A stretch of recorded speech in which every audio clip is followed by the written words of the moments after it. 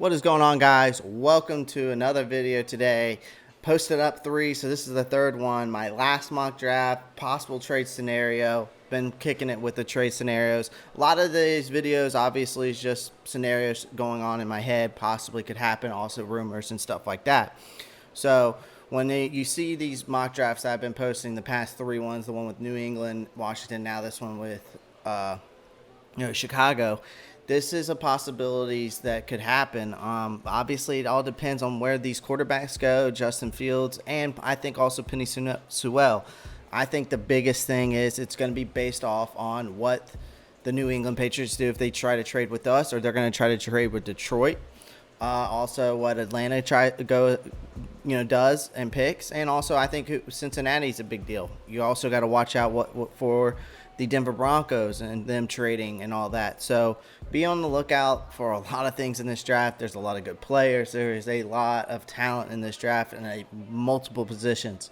So this is a very deep draft. So just be on the lookout for any of these possibilities. And that's why I've been doing these trade scenarios. I think it also has to do with, Penny Sewell and Justin Fields. I think that's the two big names that Carolina's looking at, probably the top two. And possibly I think they're also looking into J.C. Horn, which is another big name. So anyways, before we get into the mock draft and the 7th round mock draft and how this all might pan out if it does happen, pound that like button, pound the subscribe button if you haven't already. Comment down below, let me know what you think. Don't forget about the giveaway. Remember, when you comment the number that you think it possibly could be, remember to comment down below that number. And of course, if you're new to the channel and you don't know what the giveaway is, well, you got to pound the like button, you got to pound the subscribe button, comment down below. Then you're going to put the number that you think it possibly could be between 1 and 1,000. Once I reach 1,000 subscribers, then I will see who's the closest, or someone got right on the number. I will pick that winner. I will get your information, and I will send you the jersey of your choosing, either current player or draft choice. All right, and then click that post notifications bell so you don't miss out on any of the new raw content. And anyways, so today's video is my last mock draft, possible first round trade scenario with the Chicago Bears. So let's get right into this bad boy of a video. So if this trade does go down in this draft, Carolina would trade with Chicago in the first round, and Carolina would receive the 20th pick overall and the 52nd pick overall, also receiving a first rounder and a 4th rounder in 2022. So Chicago would only receive the 8th pick overall. So with the first pick in the first round at number 20, I see Carolina probably falling, and it fell into my mock draft, Caleb Farley, the cornerback out of Virginia Tech, 6'1", 207 pounds. Now, guys, when I do make these picks, I'm doing this through a simulator, all right? So I'm picking the best available. I am picking also the what we need, and so I hope you enjoy, all right? So he's an excellent size cornerback with outstanding speed and ball skills, physical, jams receivers at the line of scrimmage, and mixes it up throughout the route. He's quick and fluid, pedaling in reverse, easily flips his hips, and loses nothing in transition. Stays on the receiver's hips out of the breaks, nicely covers opponents on crossing patterns, and possesses an explosive closing burst. He's effectively backed off the line of scrimmage or facing the action, remains disciplined with assignments, and rarely gets challenged by opponents. Does a terrific job at getting his back around and locating the ball in the air. He works hard to get off blocks and making plays up the field against the run. The only thing he does sometimes that kind of is a questionable is he misses the reads, misreads the action, and loses assignments on occasion. His instincts run hot and cold sometimes. He possesses a thin frame and must improve his playing strength. He had back surgery back in March and missing pro day workouts and may not be ready for football until this summer. So Farley was, though, a terrific cornerback at Virginia Tech since his freshman season, and I've had him highly graded since that time. While I like Farley, I never saw him be a consistent shutdown corner during his time at Virginia Tech, and believe he made a mistake opting out of the 2020 season. But he is incredibly athletic, possesses a good ball skills, and comes with a large upside. He also comes with good scheme versatility to be used back off the line of scrimmage in a zone scheme or in man coverage. So while he will ultimately be a good NFL corner, I believe there will be bumps in the road before he actually gets there. All right.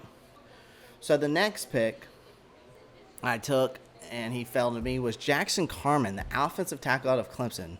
Now he's 6'5", 335 pounds. So the productive college left tackle who will also get consideration at guard in the NFL sets with a wide base. He bends his knees well, and he quickly sets up off the snap. Immediately gets his hands into opponents and jolts defenders with a violent punch. Keeps his feet moving, displays lateral blocking, range off the edge, and stands out in pass protection. He also stays very square and can slide his feet and adjust to knock speed rushers from the angles of attack. He sees the blitzes and gets laterally to pick it up, turns opponents from action, gets moving, run blocking, keeps his feet moving, keeps his head on a swivel.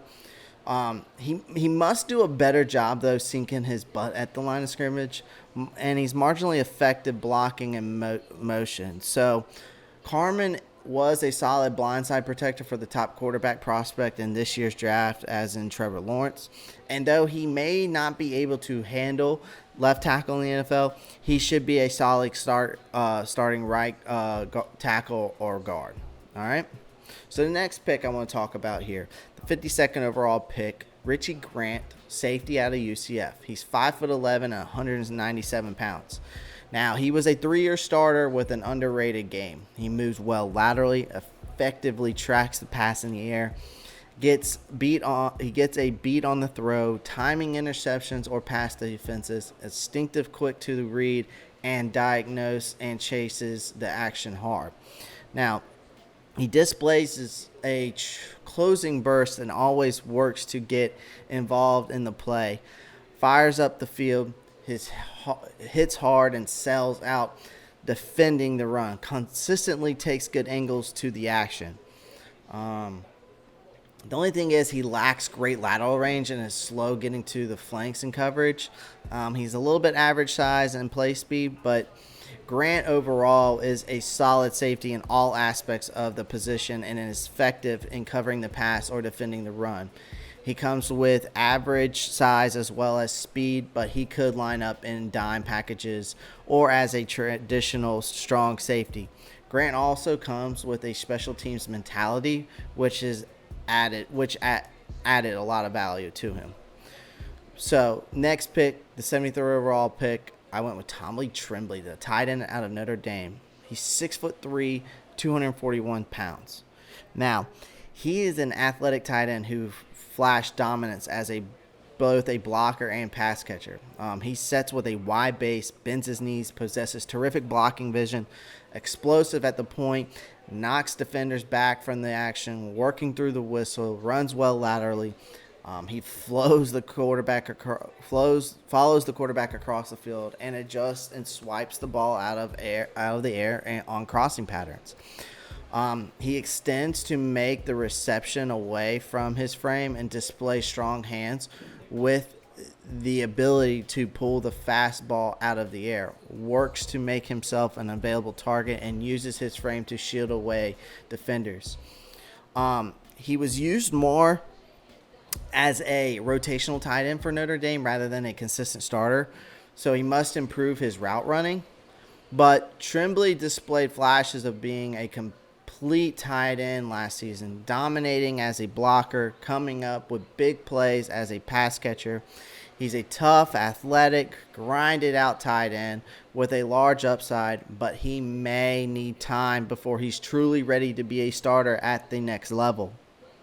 Now, the next pick I want to talk about here, the 113th overall pick, I went with Chandon Herring, the guard out of BYU. He's 6'7", 310 pounds. So he's a large, powerful blocker with the versatility to line up at tackle or guard. He displays terrific vision, keeps his head on a swivel, always looking for someone to hit. Strong, turns to defenders from the action and completely removes them from the play.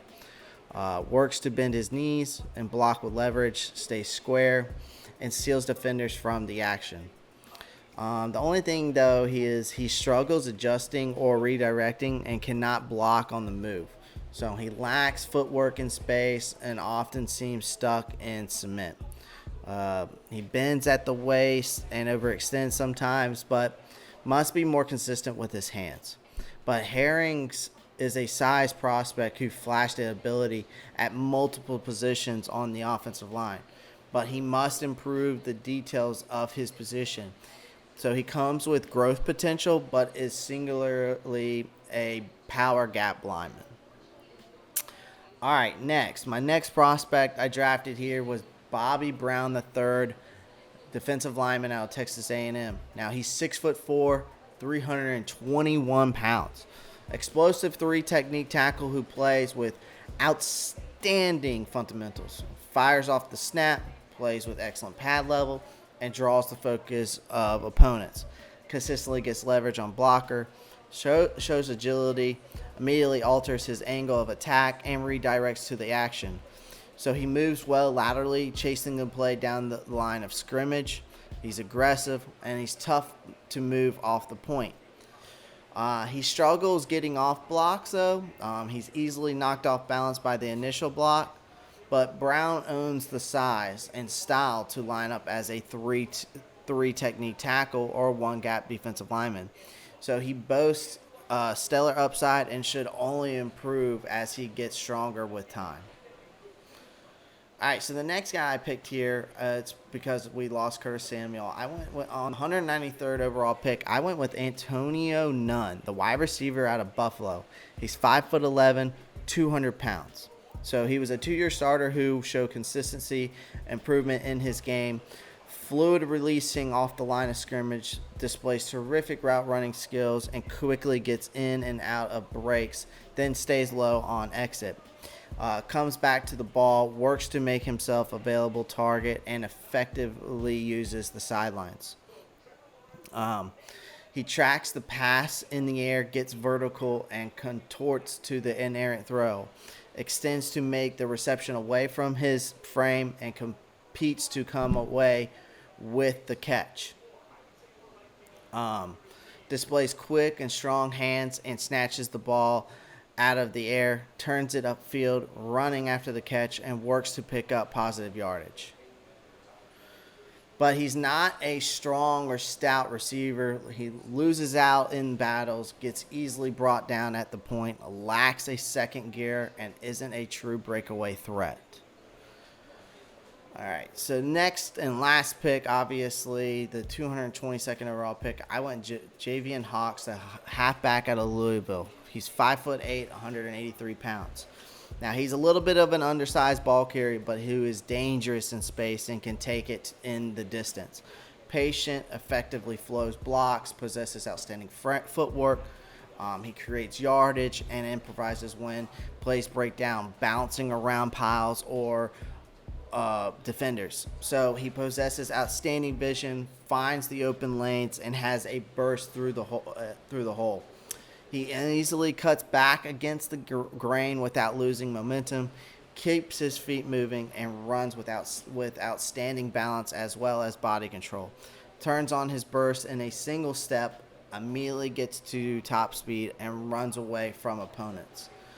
Displays good blocking vision and stays with his assignments. He's just a little bit undersized, doesn't pick up much yardage off the initial contact, and gets brought down at the point of a single opponent. So he's a marginal pass-catching production at Louisville, but Hawkins is a dangerous open field runner who creates yardage and can run to daylight in the open field.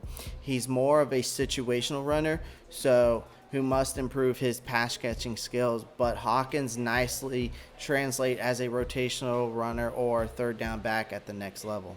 So Panther Nation, Pantherologists, you know what to do. Keep pounding.